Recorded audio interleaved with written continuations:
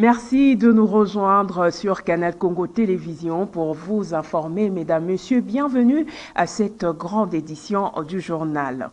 Deuxième journée de la 27e conférence de parties cadres des Nations Unies pour le changement climatique. Eve Bazaïba Massoudi, vice-première ministre, ministre de l'Environnement et Développement durable et présidente de la pré-COP 27, a échangé avec quelques personnalités et délégations de l'ambassadeur du Brésil, la directrice de l'Indonésie chargée de l'environnement, ainsi que le ministre de l'Environnement de Brazzaville au sujet du bassin du Congo, une solution pour l'humanité. Reportage.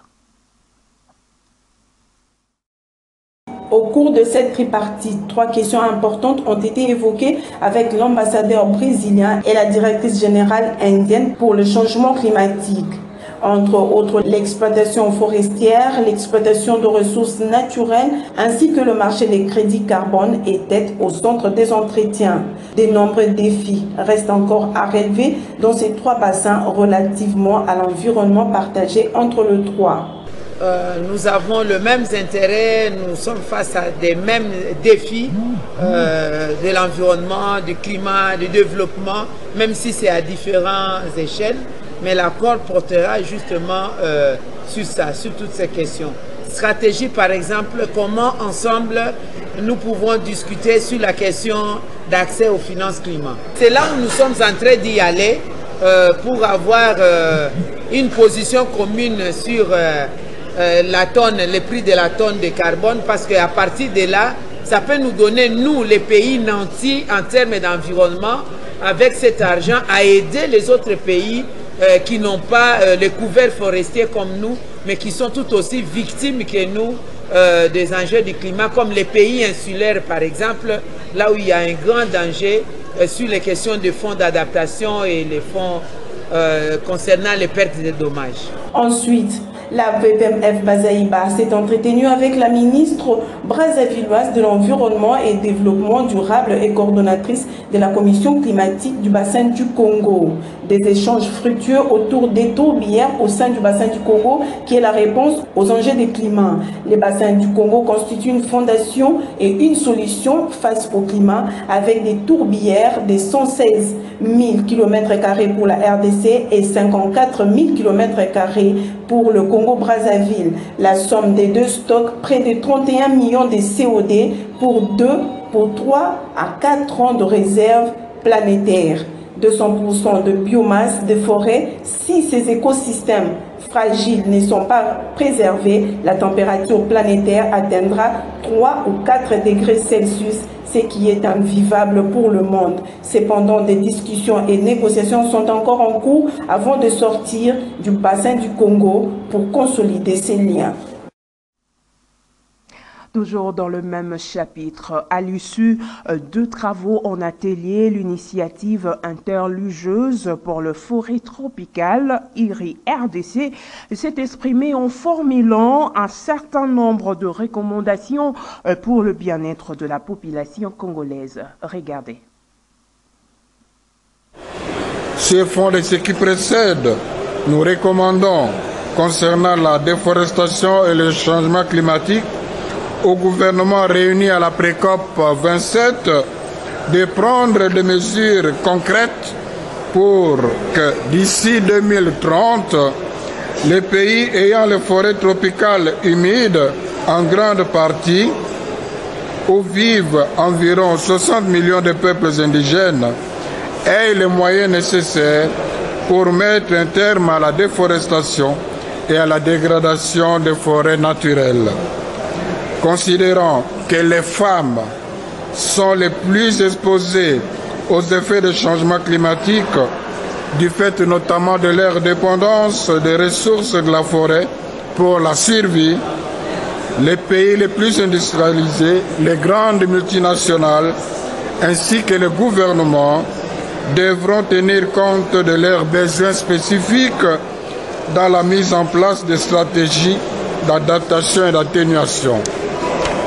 Conformément à l'engagement de plusieurs de nos communautés de foi, au désinvestissement dans le secteur des hydrocarbures, nous demandons à l'Assemblée de la Pré-COP 27 de faire en sorte que lors de la COP 27, le fonds vert pour le climat ainsi que les autres mécanismes de finances climatiques permettent effectivement à la République démocratique du Congo d'éviter l'exploitation de pétrole et du gaz dans les forêts, d'éradiquer la pauvreté et d'assurer l'accès universel à l'énergie propre à la RDC. Je vous remercie. On change de chapitre à présent. Mise en place au sein de FARDC, le président de la République, Félix-Antoine Tshisekedi, a procédé le lundi 3 octobre 2022 au remue ménage au sein de forces armées de la République. Le lieutenant-général Christian Chiwewe est nommé chef d'état-major général de FARDC en remplacement du général d'armée Mbala Moussese. Plus de détails dans ces reportages de Fissongale. Le président de la République, Félix-Antoine Tshisekedi, a procédé le lundi 3 septembre dernier à la mise en place au sein des forces armées de la République démocratique du Congo. Ainsi, à l'issue de cette ordonnance, lui, à la RTNC, la télévision publique, le général Christian Chiwewe Songeya est nommé chef d'état-major général des FARDC en remplacement du général d'armée Mbala Moussese en poste depuis 2018. L'ancien commandant de la garde républicaine sera secondé par des chefs d'état-major généraux adjoint Jacques Ichala Gonza, chargé des opérations militaires, et Léon Richard Kassongo, l'ancien porte-parole des FARDC, qui sera chargé de l'administration et logistique. Dans la suite de cette série de nominations, 4 sous-chefs d'état-major généraux ont été promis. Il s'agit du général-major Ndaïwel, chargé du renseignement, du général-major Jérôme Chipo, chargé des opérations militaires, du général-major Thomas Kisezo, chargé de l'administration, et du général Kipongo Bora, chargé de la logistique. Autre nomination, il s'agit celui du général Ephraim Kabi Kirizi, élevé au grade de général-major et nommé commandant de la garde républicaine. Il sera secondé par le général de brigade Christophe Iengeli, chargé des opérations et renseignements, du général de brigade Désiré Moulumba, chargé de l'administration, du général de brigade Désiré Moulumba, chargé de l'administration et logistique, ainsi que du colonel Maloba, nommé chef d'état-major de la garde républicaine. Le chef de l'État, le commandant suprême de FARDC, a aussi nommé de nouveaux généraux des brigades, parmi lesquels le général Sassanzita, Mouloumé Mouderoa, Fabrice Mbouyu Kongolo, Moulumba Kabangangi, Mouyumbu Malouba et Christophe Iengeli. À travers ces nominations, Félix Tshisekedi tient à la poursuite de la réforme de l'armée. Celle-ci intervient au moment où la loi de programmation militaire tant souhaitée a été élaborée. Et des réactions ne se sont pas fait attendre au sujet de ces nominations au sein de l'armée. Le coordonnateur de la nouvelle société civile congolaise, Jonas Tchombela, déclare attendre de résultats de nouveaux promus. Il est au micro de John Michel Moukadi et Dadi Kusaka. La nouvelle mise en place au sein des forces armées de la République démocratique du Congo n'a pas laissé indifférent les coordonnateurs de la nouvelle société civile congolaise, Jonas Tchombela. Ces derniers estiment que c'est le résultat sur le terrain détermineront l'action du chef de l'État. J'ai l'impression qu'il vient de tirer la conséquence de tout ce qu'il a pu remarquer. Maintenant, comme il a tiré conséquence, il a rebougé l'espace de la gouvernance des sécuritaires de la République. Tout ce que nous ne pouvons pas à ce stade, vous n'allez pas me poser la question de savoir est-ce que c'est bon ou c'est mauvais, mais un bon arbre ne reconnaît pas les fruits. Nous voulons voir leurs fruits. Ils ont là des défis à relever. Nous ne pouvons pas commencer à ce stade de commencer à applaudir ou crier à la victoire. Non, nous c'est quand la paix revient que nous pouvons dire bon, le choix était le bon ou il était le mauvais. À ce stade, je crois que le réaménagement au niveau de l'armée, de la police, des services de sécurité, des services de renseignement s'impose parce que nous soupçonnons que nos services, qui sont les services régaliens, qui doivent nous protéger, sont des services qui sont infiltrés. Et il faut filtrer tous ceux qui sont infiltrés dans les services. Je pense que c'est une bonne décision dont nous restons prudents sur les résultats. Parce que nous avons connu des hommes, mais les résultats n'ont pas été à la hauteur de nos attentes. À ce stade, nous ne pouvons pas ni crier à la victoire, ni crier à la satisfaction. La satisfaction sera totale quand la paix reviendra à Nituri, à Beni, à Butembo, à Kwamutu. Nous pouvons dire oui, là, les choix étaient bons. Espérons que les remue-ménages au sein des FRDC apporteront des résultats escomptés, parmi lesquels l'instauration de l'autorité de l'État, mais aussi de la paix dans la partie est de la RDC. Dans les rues de la capitale quinois qui ont également suivi ces nominations ont donné de la voix au micro des étudiants de l'IFASIC en stage à CCTV Ralik, Dan Ndaya, Rose Mbouyi, Sarah Mukenge et Xavérienne Zamenga. Je salue l'ordonnance présidentielle. Christian Chioué, c'est un monsieur que la République a vraiment besoin. Il est formé, à ce que je sache, au Soudan. Vu la RDC, actuellement, vit ce qu'on appelle les complots internationaux. Nous voulons des gens comme des Christian Chioué pour relever les défis. Parce que nous sommes face à un dilemme qu'on ne connaît pas là où il vient, mais avec les hommes forts, je peux dire Christian, ainsi qu'à le général Eric, on peut avoir des avancées. Le Congolais, on a osé la mise en place, parce que tout le monde qui, même si le peuple congolais, tout le monde a des trahisons avec Makassi. Il y a des trahisons, même une armée, surtout une armée, trahisons avec Makassi. Donc par rapport à la mise en place, on a président Sali, état que le peuple congolais, tout se fait Makassi. La mise en place, mais là, on a la recette, et pas il y a président, et pas il y a chef d'état-major dotier, au président qui est en place. Asaka Moussala. Monaki général Otouti le Kanae, dans Makamba Malonga et Zalakiti. Guerre comme il okola bazo tindika tiakal. Siko pona biso ndeko sepelisa biso te. Et que bandeko na biso belé ba pema à côté kuna. Donc tout le monde a désordre et sepelisa biso te. Donc ndeko senga pe alo samwe pata Tanzambe apesa mokonzi ya mboka bosomi akopesa biso lisu mutu aza mayele akoyeko mettre fin na ba guerre wana o eza na Bunaganda.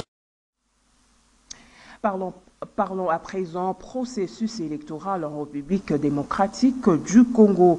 Participation de Congolais de l'étranger au processus électoral en cours. La Commission électorale nationale indépendante CENI a lancé deux missions de repérage de sites d'identification et d'enrôlement des électeurs dans le pays visé, conduite par le premier vice-président de la centrale électorale. La délégation de cette institution d'appui à la démocratie a été reçue lundi à Paris par l'ambassadeur de la RDC en France, ce en prévision de l'opération de la révision du fichier concernant le Congolais résident sur le sol français. La gestion de la carrière académique et la prise en compte de ses préoccupations dans le cadre de la loi de finances qui sera bientôt discutée au Parlement. Le sujet était au centre de l'audience que le premier vice-président de l'Assemblée nationale a accordé au professeur Malembe Tamandiak ce mardi 4 octobre 2022. Suivez. Professeur, et qui a été appelé à assumer des grandes responsabilités. Et quand on appelle un professeur, on lui confie des grandes responsabilités, c'est un honneur pour l'université. Et tous ceux qui poursuivent la carrière académique se sentent concernés par cette nomination. Et nous sommes venus lui présenter nos sincères, n'est-ce pas, félicitations. Ensuite, il est vice-président d'une grande institution qui est autorité budgétaire. Et bientôt, la loi budgétaire va être discutée, votée, et nous avons aussi des préoccupations en tant que, n'est-ce pas, enseignants. Nous sommes venus aussi évoquer avec lui les problèmes qui sont liés à la carrière académique et plus spécialement le dossier des professeurs émérites. On va suivre la procédure, il y a une procédure, n'est-ce pas? Il y a le ministère de l'enseignement supérieur qui dépose le budget de l'enseignement supérieur au ministère, n'est-ce pas, de finances, du budget, et qui envoie les dossiers au Parlement. Et c'est en ce moment-là qu'il va voir les cas de professeurs émérites. En tant que législateur, ce n'est pas une faveur que nous lui demandons, c'est simplement qu'il soit attentif à ces dossiers. Mais ce n'est pas seulement la responsabilité du vice-président, mais au Parlement, il y a beaucoup d'enseignants, de professeurs, et aussi doivent participer à ces débats pour promouvoir la carrière académique et scientifique dans notre pays. Quittons la ville de Kinshasa pour nous rendre dans la ville de Butembo, au nord Kivu, où une explosion d'une mine artisanale présentée comme bombe dans une salle de cinéma de fortune lundi dans la soirée au quartier Vusezera, dans la ville de Butembo, au nord Kivu. En réaction, le chef de ces quartiers qui condamne cet acte appelle la population à la vigilance. Séphoré Kasserika est au micro de notre correspondant Joël Kamabou. Effectivement, tous nous avons été surpris de constater cet incident alors que c'était vers les 2 heures vespérales. Tout le monde ne s'attendait pas à ça. Les gens qui étaient dans la salle cinématographique ont été vraiment scandalisés. Nous sommes venus pour voir ce qui s'est passé. Le nombre s'est alourdi. Nous venons d'atteindre 12 victimes. La santé de 9 n'est pas à craindre, mais sinon le nombre de 3 sont maintenant dans les choses passives. Tous ne sont pas de Butembo parce que nous avons constaté qu'il y en a ceux qui habitent dans la chefferie, mais la majorité c'est des habitants de notre quartier Butembo. Et surtout être très prudent de ne pas toucher un objet là suspect. Il faut directement contacter les services compétents pour une intervention rapide. Le dépositaire n'est pas encore connu, sinon il est dans la cavale. On essaie de le chercher, mais en vain. Parlons société à présent pour vous dire que la chaussée d'Okolo qui mène vers le cimetière de Kimbantseke se trouve dans un état de délabrement très avancé. Conséquence, les véhicules qui empruntent cette tronçon sont parfois endommagés et aussi à la base de embouteillages. Jouissance Loussé Labo et notre stagiaire de l'IFASIC. Suivez.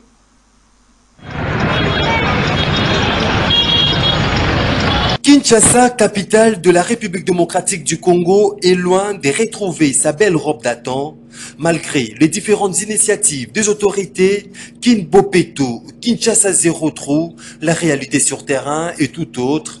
Délabrement de routes par ici, insalubrité par là, Téné. Par exemple, ici, à la chaussée d'Okolo, qui mène vers le cimetière de Kimbantseke, dans la commune qui porte le même nom, est dans un état de délabrement très avancé. Conséquence, les véhicules qui empruntent ce tronçon sont souvent endommagés, les embouteillages monstres, d'où ces SOS de la population du coin.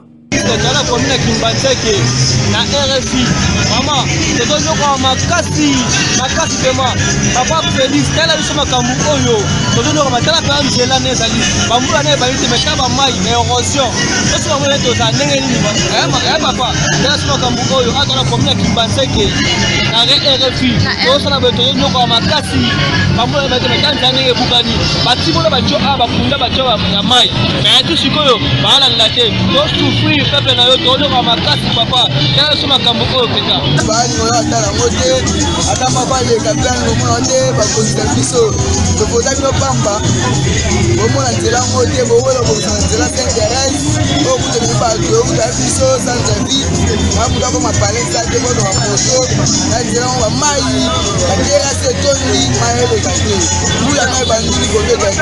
Espérons que ces cris des cœurs parviendront aux autorités en charge de l'opération Zéro Trou. Parlant toujours société, la tracasserie se porte bien à Kinshasa. Les agents de la police de circulation routière sont pointés du doigt. La pratique a atteint de proportions inquiétantes et décriées par la population. Le reportage est de Samuel Louyatou, notre stagiaire de l'IFASIC. Il suffit de faire le tour des points chauds de la ville pour y constater et se rendre compte du degré inquiétant qu'atteint ce phénomène. La tracasserie à la régulation de la circulation routière. Pour commettre leur forfait, ces agents font des interpellations fantaisistes qui aboutissent à des paiements de frais non réglementés atterrissant dans leurs poches. On note parmi les causes de l'expansion de la tracasserie routière, la ristourne, un genre de contrat social qui oblige chaque agent de la PSR, pour les cas échéants, à verser à la fin de la journée une somme quelconque d'argent qui bénéficie à tour de rôle chacun des membres de la dite ristourne. Cette tracasserie touche aussi les agents de gardiennage, ces derniers commis à la sécurité des maisons commerciales, bistrots ou autres, tracassent les clients des maisons où ils rendent leurs services. Une pratique due à un manque d'éducation, estime cet enseignant. C'est devenu une habitude, et surtout pour les gens qui n'ont pas une éducation. Mais celui qui a étudié un intellectuel digne de son nom, il n'a pas le temps de mendier. Parce qu'il a étudié pour que demain, le lendemain, il puisse se retrouver. Se retrouver comment? Il doit avoir un emploi, il doit avoir un travail. Il doit chercher à créer un emploi. Mais il ne peut pas aller n'importe où mendier. Les autorités de la police sont censées faire le nécessaire pour que ce genre de pratiques cessent, surtout dans les chefs de leurs agents. Parlons sport à présent avant de nous séparer. Quelques mois après son élection à la tête du Daring Club Motema Pembe, c'est DSMP, le président Pascal Kassembele a tenu son premier point de presse. Une occasion pour lui d'expliquer sa vision à la tête de ces clubs. Le reportage est de Jean-Claude Mwamba. J'ai été élu et je suis à la tête. Mais malheureusement, il n'y a pas eu la remise et reprise comme il faut. Mais j'ai hérité une équipe quand même qui avait beaucoup de soucis. Non seulement beaucoup de divisions, mais les bêtes, nous étions frappés par la FIFA et la CAF. Donc on avait l'interdiction de recruter, ni, je pense aussi, de prolonger ou tous ces contrats que vous savez. Mais on a eu à faire face très difficilement et nous sommes arrivés, je dirais, à 9% à la fin. Il y avait des joueurs dont 90%, si je ne veux pas dire 90%, qui étaient fin contrat. C'est-à-dire qu'il fallait refaire totalement toute une équipe. Donc, jusqu'à présent, je crois qu'on a eu à résoudre le cas de 29 joueurs total, dont chacun a reçu aussi prix, et d'autres c'est encore en cours. Il est temps que nous puissions voir des choses en face. Les Rings, c'est vrai que c'est une grande équipe, mais enfin, c'était resté que des noms. En tout cas, par rapport à ce que j'ai trouvé, je pense que les Rings étaient restés que des noms, mais je connais les Rings. Ce n'est pas la première fois que je suis à la tête ou en étant dirigeant de DSMP. C'est-à-dire que je connais très bien d'où vient le problème de DSMP. DSMP a deux problèmes, d'où ça vient. Le premier problème, ça a toujours été le président de la coordination et le président de la section foot. Il faudra absolument changer les statuts de Derrick. Parce que les statuts que nous utilisons jusqu'à maintenant, ça date, je pense, de 100 ans. Ce qui est vrai, je n'ai hérité de rien. Donc, ni un papier, ni les chaussettes, comme vous voulez, il n'y avait rien du tout. Donc, j'ai trouvé des rien qu'il fallait refaire tout à zéro. Ce journal est terminé, mesdames, messieurs. Merci de l'attention soutenue. Au revoir.